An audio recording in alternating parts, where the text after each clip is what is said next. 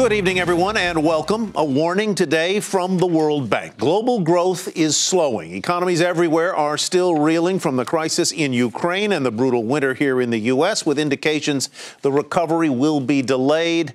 And that changed investors' course today after a string of market records. And today they sold stocks. But that probably wasn't the only thing that pressured the major averages. There was weakness in the transports, and Wall Street is still digesting Majority Leader Eric Cantor's defeat in a primary last night. By the close, the Dow fell 102 points, the Nasdaq dipped 6, and the S&P was off about 7 points.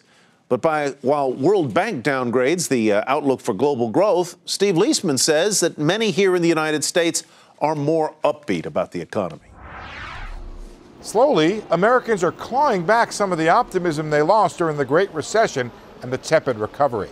The CNBC All-America Economic Survey for June shows the percent of Americans who say the current state of the economy is poor, this after 7 long years and a surge to 70% at the height of the financial crisis. It's now fallen back to its pre-recession level of 33%.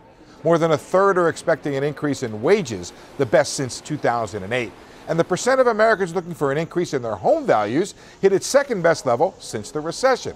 Better home values and wage gains. What's not to like? Well, the expected increases are muted compared to how optimistic Americans used to be. For example, before the crisis, Americans regularly expected wage gains of 5 to 7% a year. Now it's a good number when it's 3.5%. And while fewer Americans think the economy is poor, they don't really think it's as good as it was before the crisis. The survey, though, is in line with other data showing a return to pre-recession levels for things like the total number of jobs in the nation and the steady march back of small business optimism and other consumer confidence surveys. The bottom line may be this: Americans don't see the economy as bad as it was, but their optimism has taken what looks to be a permanent hit. There is one good sign. Americans plan to spend as much this year on summer vacation as they did, you guessed it, before the recession. So they still know how to enjoy themselves. For Nightly Business Report, I'm Steve Leisman.